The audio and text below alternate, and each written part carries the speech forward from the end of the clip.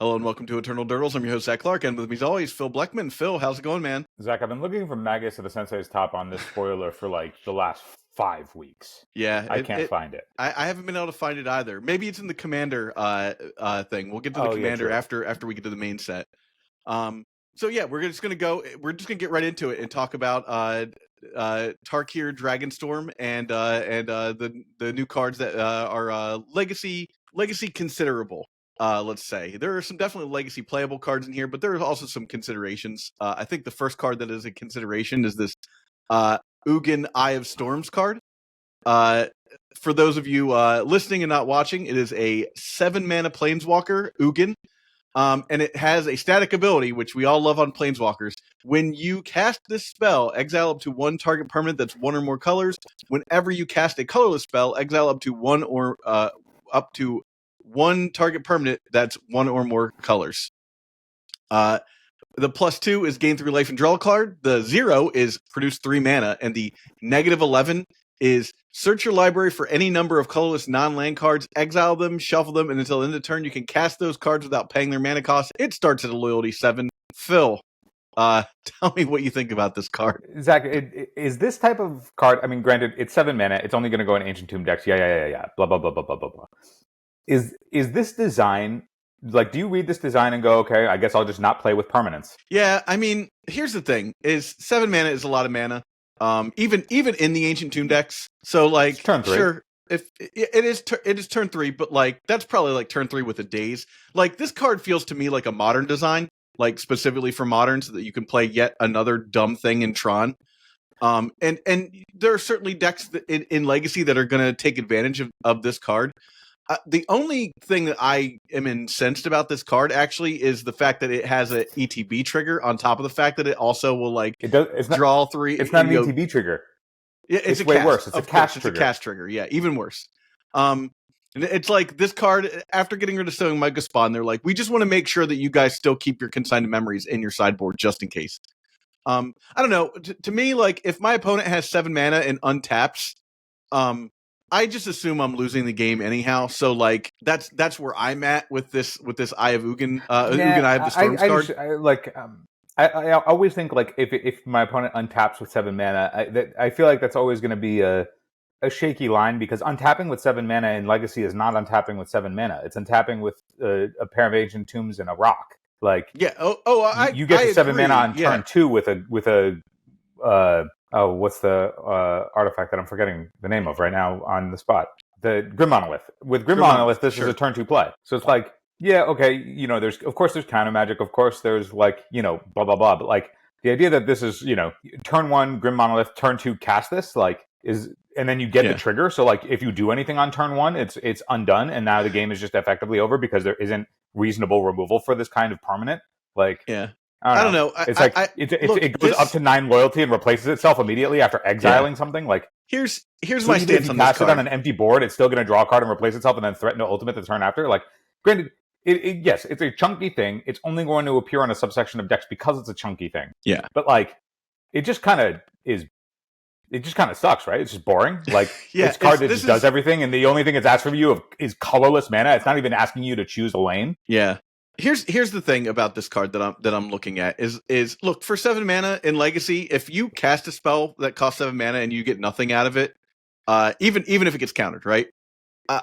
I'm okay with when you cast exile a permanent. It's actually the second text box, whenever you cast a color spell, exile a permanent, that I dislike. But again, like at the end of the day, like I just put this in the category of cards that, like, if you have that much mana, you can win with a ham sandwich. If this is the ham sandwich that you choose, great. Yeah, I think this is just another thing in the line of, like, it removes... It's another card along the Eldrazi stuff where it just removes the need to make choices. Yeah. Because you're always just going to choose the thing that gives you the immediate return no matter what happens, and that's cast triggers.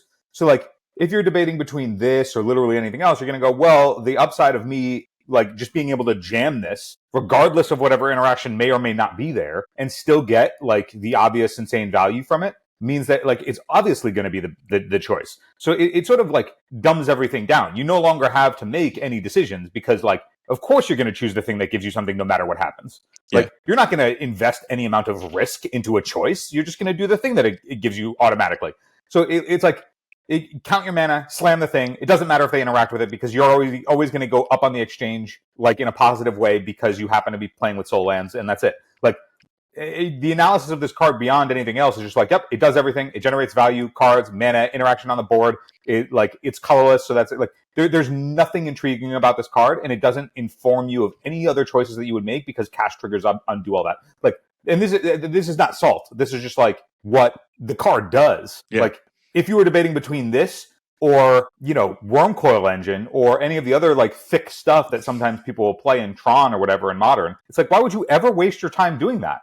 This thing gains you life, draws you cards, makes you mana, win condition on a stick. Phil would have a positive interaction with the first card. This is it. Like I'm not negative on this card. I'm negative on the design. Like this card to me is like wholly indicative of the design of like, oh, let's put cast triggers so that you never have to think about any decision you make because what do you have to play around? If my opponent has counter magic, it doesn't matter. I exile the best thing, and they'll have to exchange their entire hand for it. Like, well, it's just boring. Like, there's no interesting design. Nothing interesting comes out of this card. I'll say this, and then we should move on from this card. Phil, the Wizards' development cycle is 2 years long, right? About like they start making Magic cards, and then 2 years later they hit the game, right? So right now, after this last bad announcement with Sowing Megaspawn, they're just figuring out that cast triggers are bad. So you can expect 2 more years of cast triggers at least. That's if they've learned their lesson, which I highly doubt. Zach, I don't know if you noticed, but Eldrazi always had cast triggers because all the thick Eldrazi have had cast triggers, and the big ones were designed back in 2012 or whatever. So the big ones did. They've never learned their lesson on cast triggers, and nor will they because the Eldrazi, like the big fat chunky Eldrazi, those are those cards each want $100 plus. Like those are commander like. This thing is clearly a Tron plant for Modern. Just a pushed a power craft Karn Liberated. So your Tron pieces have 7 mana, so you can assemble your 3 lands plus cast thing that's unbeatable. But like beyond that, this is a commander plant. This is another colorless commander plant. Goes in every single commander deck plays this. Right? There's nothing. Maybe not in CDH. I guess I don't know. But like, what commander deck isn't playing the colorless thing that exiles the thing that has the static exile everything on the board? Give me all the value. Win the game on the spot. Well, you'll have to take your One Ring out to make room for it, probably.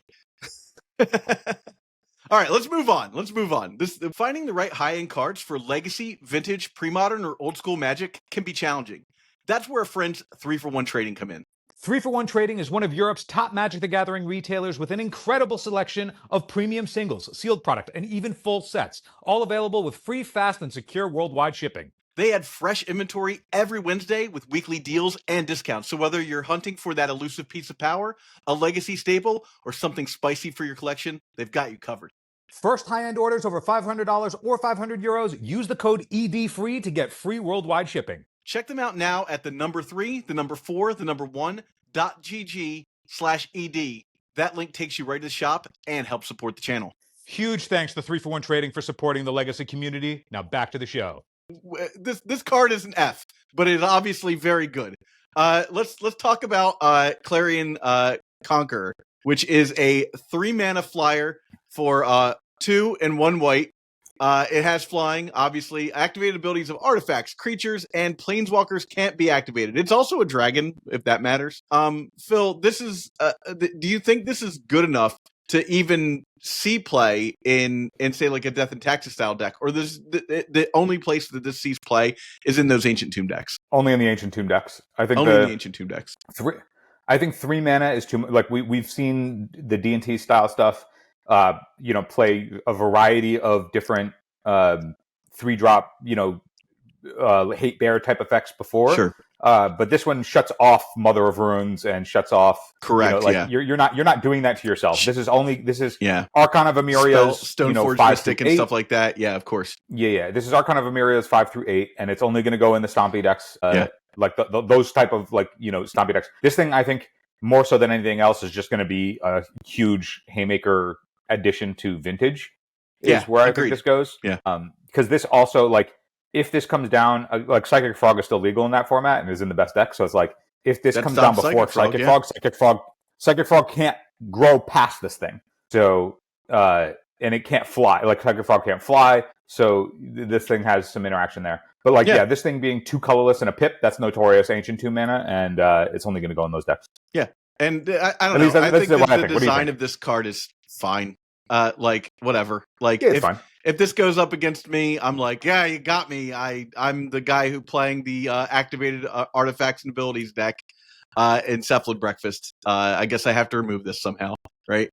Yeah, it's a 3 mana 3/3 flyer. It's a square statted flyer that turns off everything. And what I like about this type of card is that it's not like Archon of Emeria, which was asymmetrical. I like that this is symmetrical. Yeah. So if you want to play this, you have to at least think like, okay, if I'm playing with a critical artifact, does that matter? If I'm playing with a critical creature, does that matter? You won't put this in an Aether Vial deck, of course. You're not putting in an Aether Vial deck. It's like, okay, if I put this in with, my deck with my Cephalid Breakfast deck or whatever, it's like I turn off my entire thing. Like, it can't go in those decks, right? Like, I at least like that it makes you have to consider your own choices as opposed to just being like opponent's stuff turned off. Yeah. It's a nice refresh, even though it's a 2 colors and a pip card. Okay. All right. Well, we have already talked about Rally the Monastery on a previous episode. Oh, I am so hyped. Hyped. Yeah, this is so. Let me just reiterate my hype. Let's real quick. Like, I don't want to spend more than a minute on this card because, like I said, we have like entire like 15-20 minute segment just based on this card. But this is a card that allows your Miracles deck or your control deck to play a spell-based creature situation to attack early, right? You also can end the game relatively quickly because the second part of the Rally the Monastery is now relevant because of your monk creature tokens. And the extra cake on top is the fact that it can destroy a big creature if it has to. All for what ostensibly can be 2 mana if you're brainstorming, pondering, and whatnot on those turns. Phil, you want to add anything to that? Yeah, I think the secret sauce on this thing is that it's you get to play at instant speed, so you can put threats in at instant speed. That matters significantly, and that matters significantly in that it aligns with something like Mystic Sanctuary, whereas all of your other flash threats like Bowmasters open up removal in meaningful ways that you otherwise wouldn't want if you weren't playing something beyond. So like you wouldn't it's really tough to play a control deck with a singular creature threat, because then that singular creature just becomes the lightning rod for whatever removal is in there. Tamiyo sometimes gets a pass on that because it's 1 mana, so you know that the removal is always just going to exchange even on mana. Yeah. Whereas like if you play a 2 mana threat, it's sort of like why something like Dark Confidant falls out of favor if it's not in a Mox Diamond deck or not in some sort of acceleration deck, or in a deck with like a ton of creatures alongside it to like sort of take up removal. It's an old example, but you know what I mean. Like if you're playing a singular threat, it's just a lightning rod. Anyway, back to this thing. So this thing working as an instant with Mystic Sanctuary is super valuable, but I think the actual secret underneath this that is really powerful is that it allows those decks to actually have a way to meaningfully interact with Planeswalkers in ways that it never did before. Because actual removal for the card type Planeswalker is non-existent. Like any playable thing in that space is non-existent unless it's exactly Pyroblast or Hydroblast, and the Planeswalker happens to line up with it. Judgment's Council or Counselor's Judgment or whatever that card is. That's what I mean. Like that sort of stuff is too slow because it costs you too much mana, and it also like goes down on the card. Yeah, it doesn't trade up, and also all of the things that it would remove have already replaced themselves in some meaningful way. Exactly. And so you're just behind on mana, behind on time, behind on resources.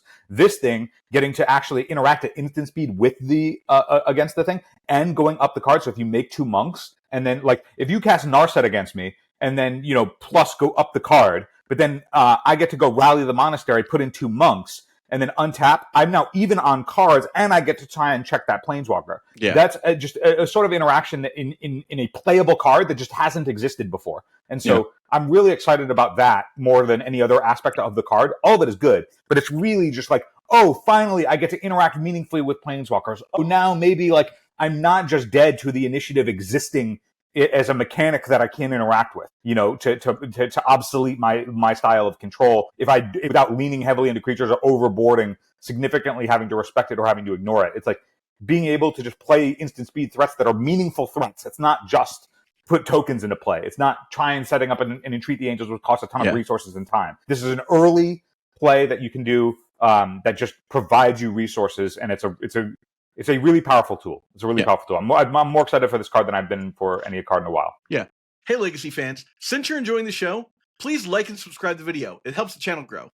Support Eternal Turtles on Patreon so we can create even more content and cover events. Patreons get an ad-free RSS feed, 4 bonus episodes a month, and Discord recognition. Join the Dirtle Maniacs at patreon.com/EternalDirtles. Now back to the show. All right, yeah. I mean, and again, you can look at our episode about this and 2 other cards that we talked about in sort of the the spoiler preview episode for Dragons of Tarkir. I'm sure I'll link it somewhere. Anyhow, Phil, do you see any other white cards? I didn't see any other white cards in the main set that I was particularly interested in. Yeah, I don't think that there's any others that are going to tag Legacy in a meaningful way. Fair enough. All right, I mean, so let's talk about maybe there's if you want to just touch on Voice of Victory like momentarily, it is a silence effect on your turn that also that's easier on your mana. Like this is the what was the white creature that this has been aligned with? Oh yeah, I can't remember. Grand Abolisher. So Grand Abolisher. Yeah. So Grand Abolisher is an effect that I'm sure a lot of decks would be interested in having, but white is just such a steep cost for a deck that would want that sort of thing that like how can you possibly support white? But this thing being 1 in a white and then also being a legitimate threat. So like you could play this as a way to silence your opponent in your combo style deck, but then also like have the aggressive slant that they have to respect this thing. So, if this thing shows up in a post board in a meaningful way, I wouldn't be surprised. It is hitting on 2 fronts. It's both protecting your combo and checking life total in a way that somebody has to respect because it does chunk for 3. So maybe Aloran switches to Bant instead of I guess it still probably wants the black mana. This could be an Aloran honestly, card, right? Like this is the type of thing like, post board in your breakfast deck, like you're playing Silence, right? And typically you're playing, or your Orm's Chant, right? And typically you're playing Orm's Chant. Like, yes, there's the kicker mode, which isn't nothing. Sometimes that comes up. But like when you play your Orm's Chant, you're usually playing it at sorcery speed, so you can combo off because your combo is sometimes sorcery speed, right? Yes. Like you could slot this into that spot, and then this thing is, actually taxing life total in a way. Now, granted, it like doesn't have Game Against Storm the way that Orm's Chant does. Like you do have to make a judgment call here, but I wouldn't play this over as a breakfast player. I wouldn't play this over Orm's Chant because Orm's Chant has value against decks like Doomsday. There's several decks that like or a well-timed Orm's Chant is like a weird like counterspell on the sideboard that is also good against decks that are going all in on a quintessential turn and then they lose if they don't get to do the thing. So there are times when that is definitely going to be this will be better, but I think those times will be few and far between. Anyhow, let's move on to blue. It is certainly a playable card. Yeah. Let's move on to blue. I have a couple cards in blue that are on the edge. And by on the edge, I mean like way out on the edge. But are worth mentioning. Focus the Mind is the first one that comes to mind. It is a 5 mana instant, but it reads this card costs 2 less if you cast another spell this turn. There's going to be a lot of that happening in this set. We've already talked about Rally the Monastery. Draw 3 cards and discard a card. So at 3 mana, this effect is not amazing, but at 5 mana, it does hit our old friend Up the Beanstalk. So it only worth mentioning because its mana cost is 5, and drawing 3 cards and discarding a card is not like terrible if it's drawing you 4 cards and then you discard a card. But again, like a lot of hoops to jump through just to make this happen. I think it's interesting because it would be 3 mana, but you have to cast something else. So unless you're countering something on the stack or in a way, then it's not actually going to cost 3. Yeah, it is an instant. It is also interesting. Like this card, I think will see 0 play because the card in the same set that's doing the same thing for the Up the Beanstalk deck is doing it. And also, this has the drawback of drawing cards, which Rakshas's Bargain does not.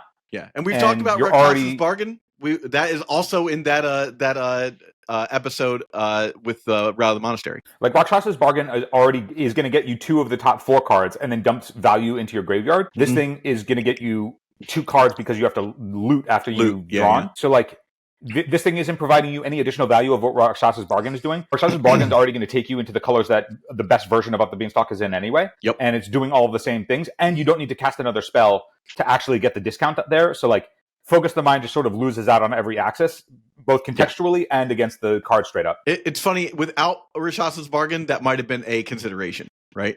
All right. I'm sure people would have at least tried it. Yeah.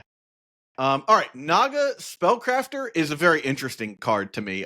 This is a clone variant, so it's a 4-mana snake shapeshifter, 0/0, and it says you can have it enter as a copy of any creature on the battlefield.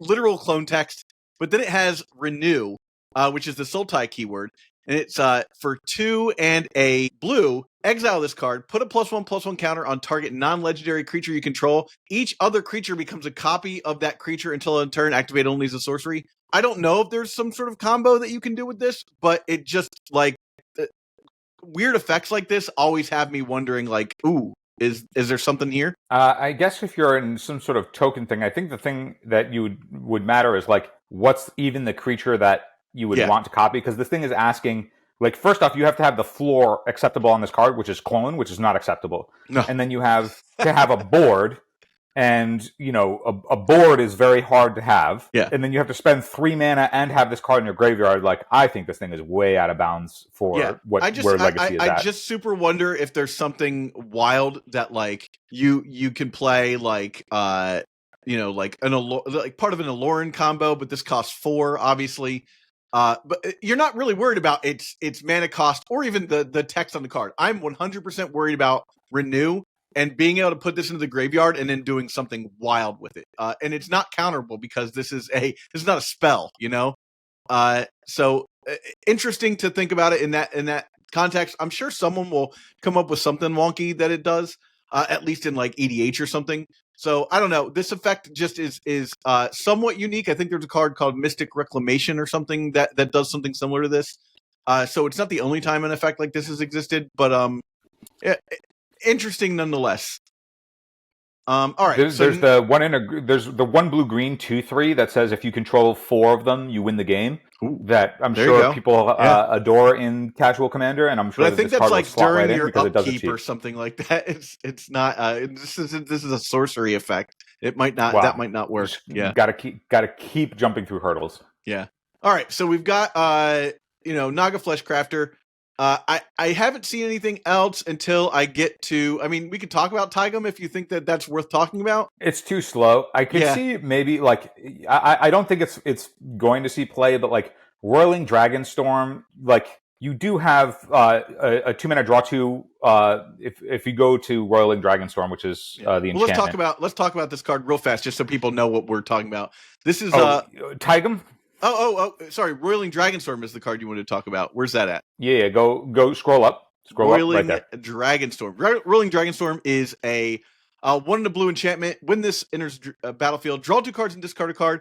When a dragon enters, returns to your hand. Okay. So the space of draw 2 loot is the Charter Course space, and Charter Course has been like on the fringes of playable in, a couple of times. Like there's been times like when Expressive Iteration was banned, people tried it in blue red.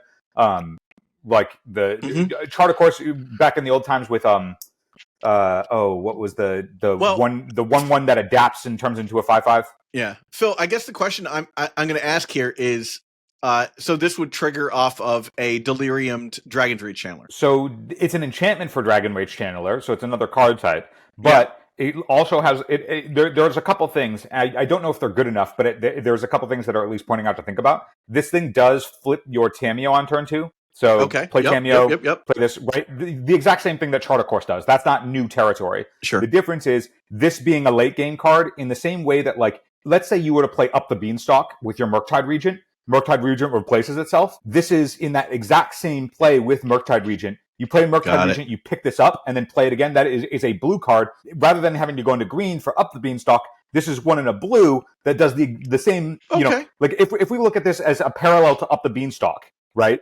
Up the Beanstalk draws a card when it replaces ETBs. This thing does the same thing, right? It draws 2 and discards 1. So in that space, it's effectively the same. Making mana for your delve creatures or delve cards. Now, Now this isn't going to replace itself off every Force of Will the way that Up the Beanstalk is. This is not Up the Beanstalk, but a lot of the value of Up the Beanstalk decks are using Murktide Regent to convert another card as one of their big spells. So if this is just a card in that sort of space, while also being a little bit more aggressively slanted, like in the Blue-Red Delver Shells, then I could see this essentially being a way that this could slot into that expressive iteration slot, so to speak, because it's working with your Tamios, it works with your Dragon Rage Channeler to get another card type, and it works with your Murktide Regents late, and it will filter through, like, dead draws otherwise that you don't need that are in the thing. Like, there's been worlds where being able to play, like, Pyroblast main in some metagames, and typically you just get, like, the surveil value off of your Dragon Rage Channeler. This thing being able to loot means that you get additional ways to, like, play off the beat cards for meta things, but then get to circumvent. I'm like a lot higher on this card than meets the eye because of that parallel to Up the Beanstalk plus Murktide Regent. So I wouldn't sleep on this card, is what I'm saying. I think it's a card that's uncommon. It looks like things we've seen a bunch of times before, but contextually it seems really powerful for exactly the kind of play pattern of cards that are seeing play in Legacy right now. And it has a super sweet alt art. Okay. Eternal Dirtles is proud to be sponsored by Moxfield. Moxfield is the best Magic the Gathering deck building website on the internet. You can create, share, and find decks from Commander to Legacy and even fan-supported formats like Pre-Modern and Old School. You can see all of our decks on our Moxfield. Follow the links below to stay tuned. Let's super sweet alt art. Back to so someone in our Discord mentioned Unending Whisper. I want to talk about this card. This is a 1-mana sorcery that says draw a card, and it has Harmonize 5 and 1 blue. And this is, I think, the Teamer. It's the Teamer keyword for the set.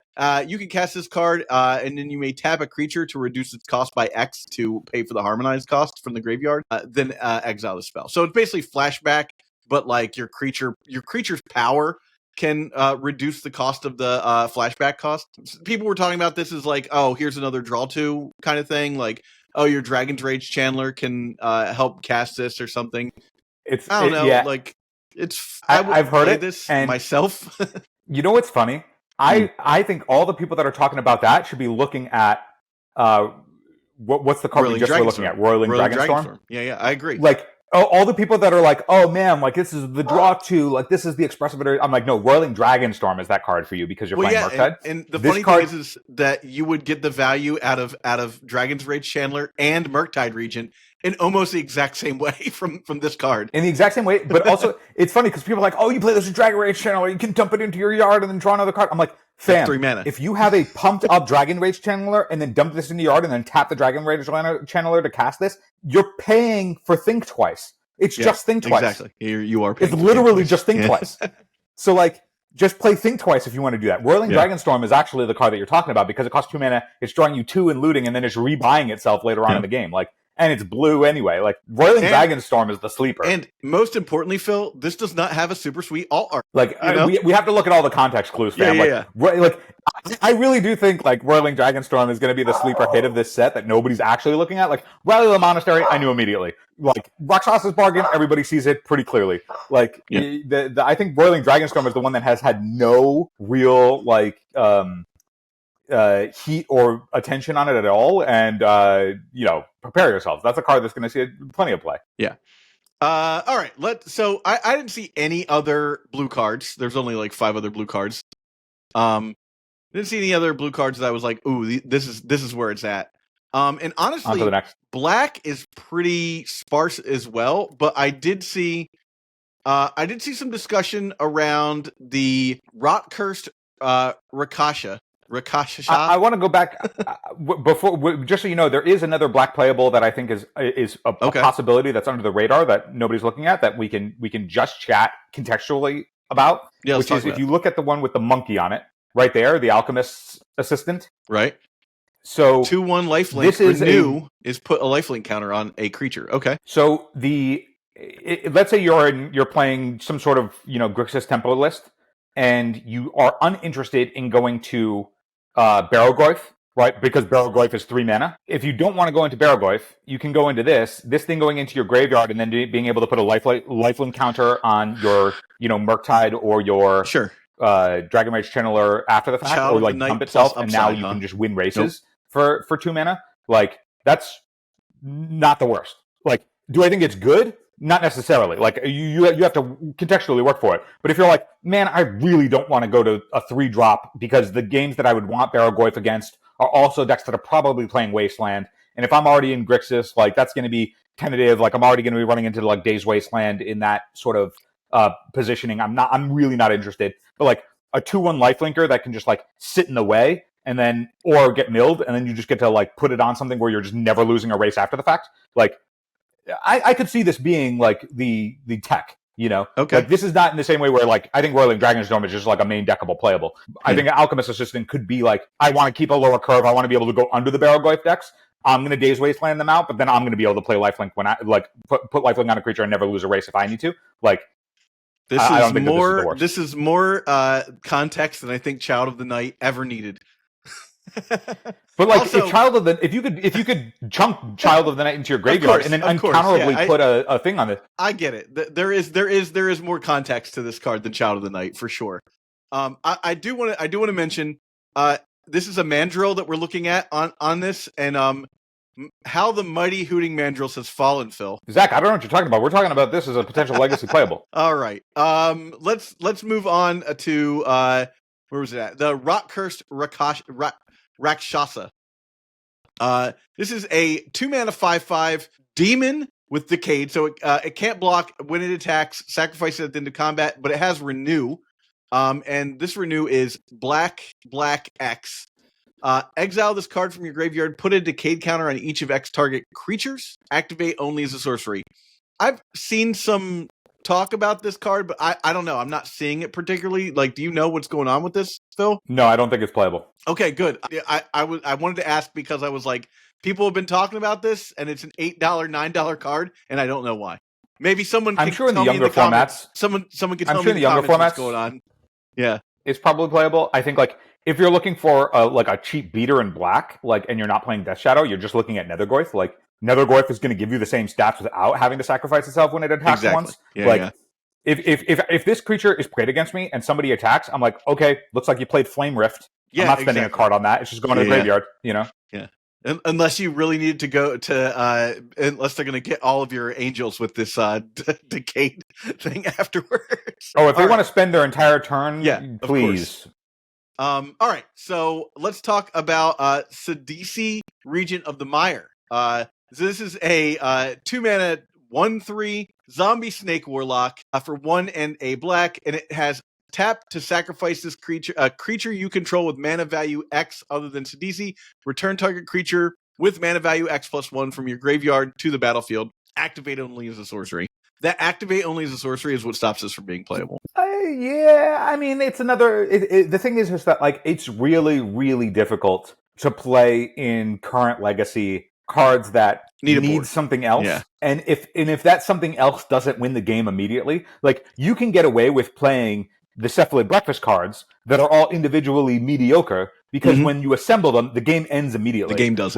This is not going to add like this plus one other thing is not going to end the game on the spot. It would need plus another thing, and that's too much. If they ban Nadu and I have to go back to black in Cephalid Breakfast, I could sacrifice my extra core to get back my what's called Cephalid Illusionist. That's where this card exists. I feel like like I could see a world where it's like this becomes like essentially in the Goblin Welder type space, like the Goblin Engineer type thing, where it's like. But like the fact that it's activate only as a sorcery means that you can't do the shenanigans. So like, well, you want to do this in response to removal.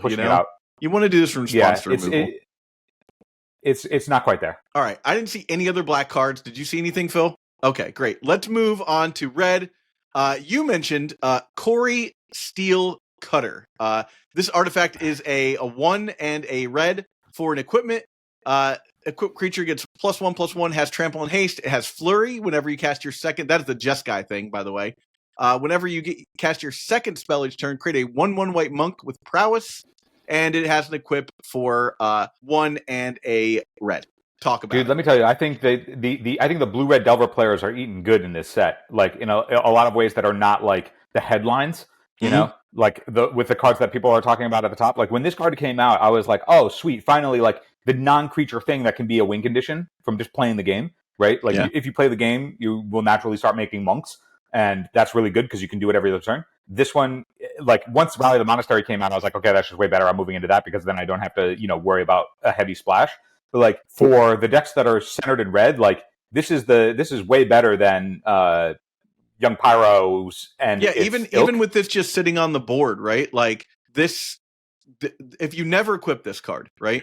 Like, and you just start putting monks out every couple of turns, like you're just getting in a position where if your opponent isn't ending the game, you're going to end it. I think that like the value of this card is in that like you get to play your Young Pyromancer and not have your Young Pyromancer be removed by Fatal Push or Bolt or whatever. Yeah. Like this Source of Plowshares like doesn't matter. Like this thing just like you have to have a different way to interact, and like being in that space, like, and if you don't want to go into a third color, like the threats are potent. Like we know that prowess monks are potent. This thing, if there's a board stall in some way, like trample being able to push through that stall, like I think that like this has all of the makings of like, is this going to be insane? No, but is this a role that needs to be filled in modern day Legacy that is powerful enough to like certainly make the cut? I think so. And it has a cool alt art. And that's what matters. All right, let's go further here. I didn't see anything else in red, Phil. Did you see anything in red? Are you a Draco-Genesis gamer? All right, going all the way down, I saw absolutely nothing in green. Crater Hoof reprint for the people who want to play with Gaia's Cradle. We like the Crater Hoof new art. That's cool. Yeah. Let's give a look. I think it has a couple. It has like 1,000 arts. You got this one that looks like Woolly Mammoth. You got this one that looks like another card, and then you got this other version. Wow, so many versions of that one card. Pretty amazing. All right, Wow. Let's go all the way down to gold cards. I found a couple of interesting gold cards. So one of the ones that you brought up was Auroral Procession, which is one and a green for an instant that says return target card blue from and your a green. graveyard. Blue green. Sorry, blue and a green. Sorry, I just think of one as being blue. One is we're all playing blue, right? Right, gamers? Anyhow, return target card from your graveyard to your hand as an instant. Phil, you liked this card. Tell me about it. I think regrowing as an instant is pretty sweet. This reminded me of Supreme Verdict, when they just put like a classic powerful constructed effect and moved it into blue, so just it's pitchable to all the Well, it's not. I wouldn't say that it's a straight upgrade. It's obviously powerful in a vacuum, in that like you get your Force of Wills, but then it also is exposed to more things. Like being soft to Pyroblast is not nothing, right? Like this would still trade down with a Pyroblast.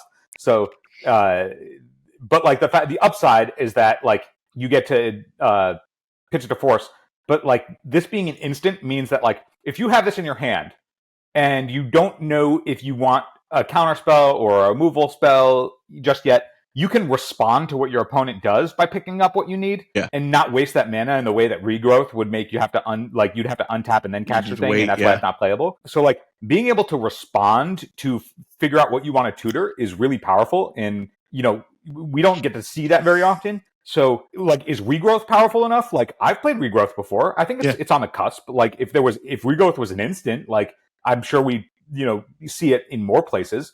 This being blue-green is going to, mean, okay, it's like, okay, you need to be in these two colors. It's not like if you wanted regrowth as a way to power up your non-blue deck, you're not going to get there. But I think that, like, of course, regrowth is a powerful effect, and being able to respond with regrowth is really good. And if you have this, anywhere in your list, and your opponent tries to interact with your graveyard in any way, and you just blow that out, like that's also not nothing. Like it's just a powerful effect on an instant that we've never seen before. Like if this shows up, like nobody's going to bat an eye that this is playable. Yeah. Like I don't know right now that specifically wants this thing, but like there's no way that it's under par. Like it's good. Worth noting, this also, over the course of a turn or two, puts you in a situation where your Mystic Sanctuaries can get back any card. Yeah, it does close the loop on that. It does mean that you have to be in green, and enough in green that your linchpin card to like connect the dots otherwise is stable enough in your mana. Yeah, it is. It's there. It's a consideration. All right. Yeah, it's a consideration, but I don't think there's anybody who's like looking at it and being like, "Oh, I had no idea that regrowth was good." Yeah. All right. Awaken the Dead is a saga enchantment for a full-on Sultai, black, green, blue.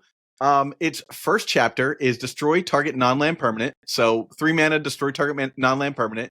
Its second chapter is mill 3 cards. Its third chapter is you may discard a card when you do return target creature or land card from your graveyard to your hand. What do you think, Phil? So yeah, I mean, Vindicate that will later on give you some selection. Okay, like I think it's I don't know any deck right now that's gonna want to play a 3 mana sorcery if Vindicate. This card costs that's not good enough. But hybrid 2 black, hybrid 2 green, hybrid 2 blue, it would be very playable, right? Yeah, I think that this is otherwise right now. Like, there's just better things, but yeah, we'll see. We'll see how things shake out with like a possible Sultai control deck that does not want to play a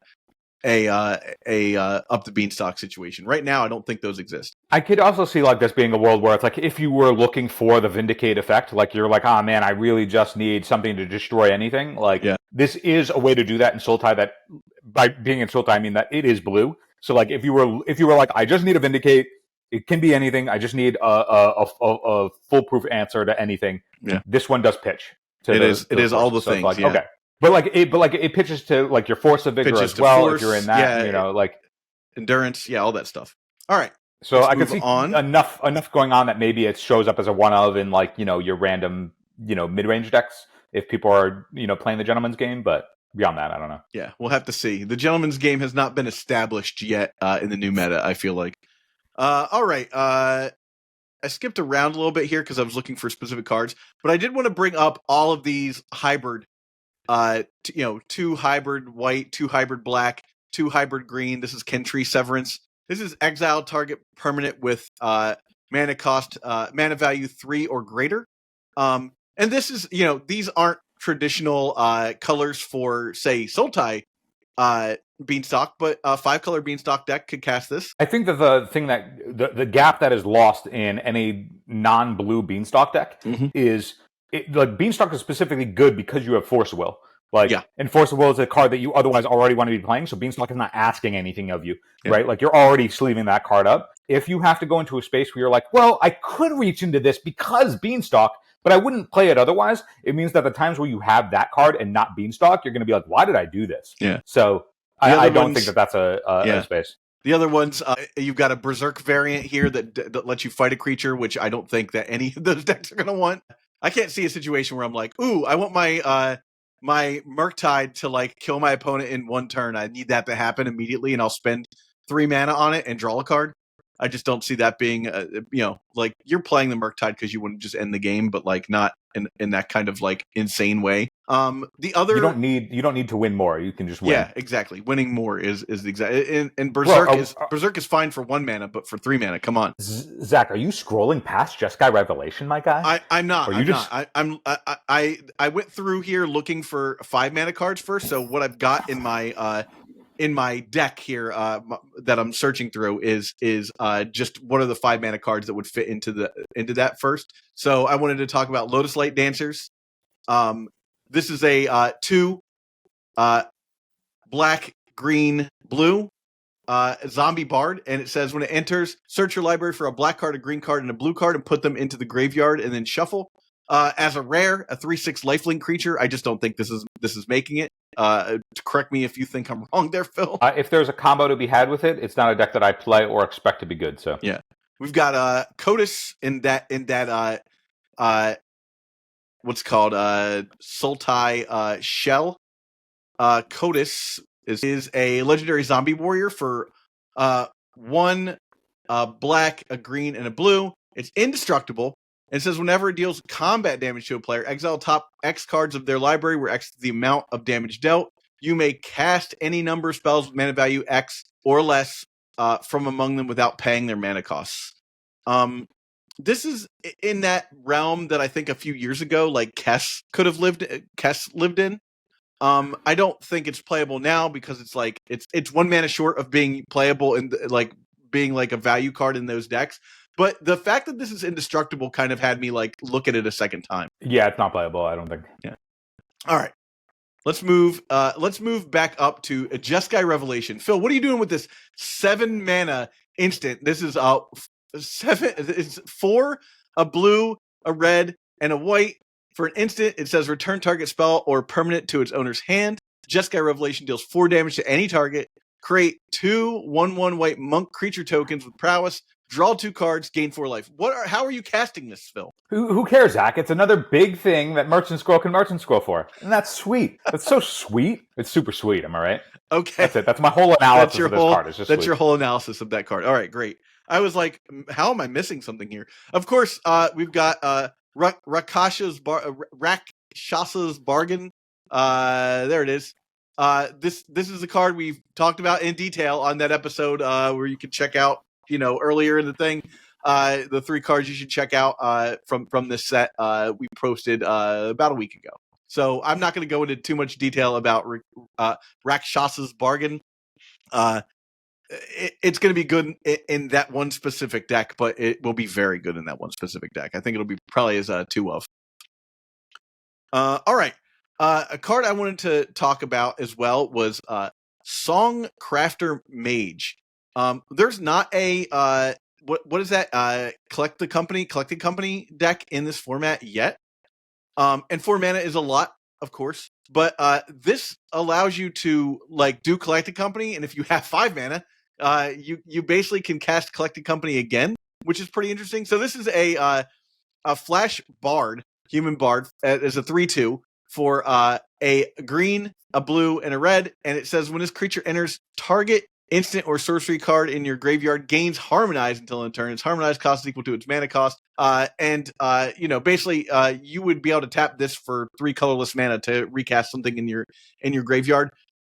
Ultra fair situation here, but I don't think that this is I don't go out and get these specifically to do this, but I don't know.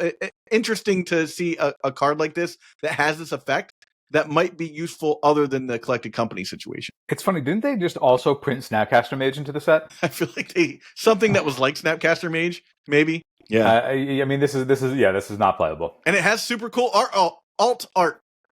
Super sweet alt art. It's unfortunate that we'll never see it in play. Yeah. All right. There's Teamer Tawny back, which I wouldn't say is super playable, but it is one of those cards that, if you're just trying to jam a bunch of random crap into your Beanstalk deck and you're playing Teamer Beanstalk, this is a card that you could throw in there, I suppose.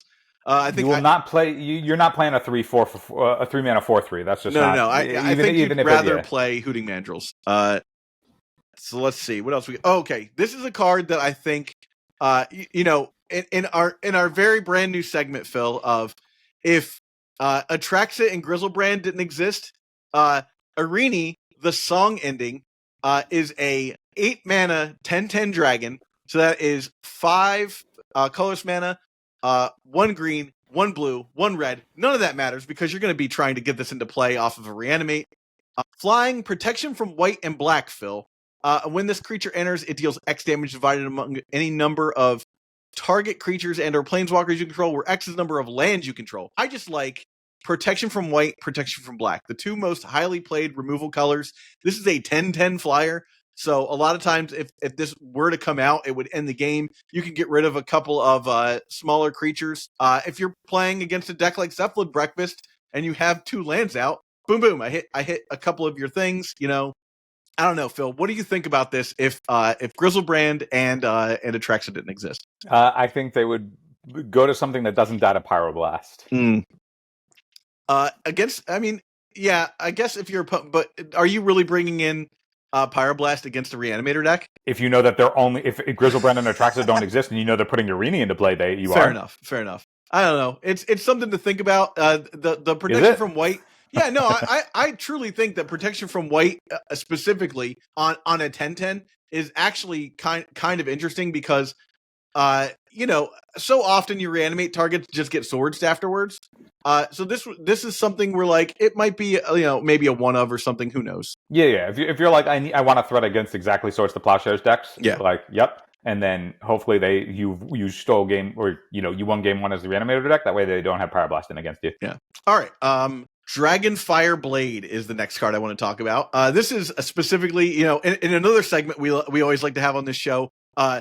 Urza's Saga exists, so we need to talk about all the relevant 1 mana artifacts. This is a 1 mana artifact equipment Equipped creature gets +2/+2 and has hexproof from monocolor. It has an equip before, but costs 1 less for each color that creature is. Phil, what do you think? Unplayable. Unplayable. I think it is unplayable because it exactly doesn't work with Saga and the constructs. Like, it doesn't work with the constructs, no. But it sure could suit up a Nadu. If you had to start going in and sort of attacking. This also, I want to mention protection from monocolor again means Swords to Plowshares does not hit the target that you're talking about. So you could put this on, say, a core, and be like, okay, well now you can't hit my core. I'm going to cast my Cephalillusionist, and it's if that makes it past the stack, you win the game. So if they have removal in their hand that would have stopped your combo, this would make it so that you win. I don't know. It is an interesting piece of equipment that you can get, but yeah, I don't think this is going to be like a huge role player. To me, it lives in the same space that Shadowspear now lives in, as like sometimes this might be a consideration. I think like if Shadowspear just being like, what does Shadowspear need? It needs exactly and only Urza Saga. What does Lava Spur Boots need? Exactly and only Urza Saga. What does Dragonfire Blade need? It needs Urza Saga and then a bunch of other resources. It's like, sure, the leap is just way too far. The Ancient Tomb that you use to cast this does help, though. The Ancient Tomb that you use to cast this does help, but it just doesn't provide any value beyond protection, and like your opponent can just like remove the thing that it's trying to protect with your Clip Trigger on the stack. Like, yeah. All right, Phil, I didn't see any artifacts that were worth talking about, like Mox Jasper, who cares? No lands that we hadn't already talked about. We did talk about the Moonrise Village, was the third card in that video. So if you want to get our full thoughts on Moonrise Village, you can go check that video out.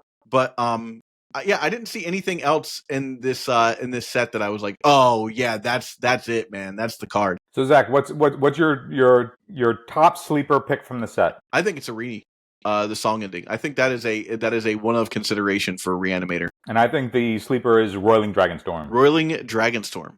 Okay. I mean, obviously it's not a sleeper now, but I think one of the more expensive early cards to come out of the set will be Rakasha's Bargain at like the $5 or $6 range. Just because like that's what happened with Stock Up, right? Stock Up was like $1 card. Now it's like $5 to $8 for Stock Ups. An uncommon as well. I think this does exactly what you want to be doing with Stock Up in the decks that want Rakasha's Bargain.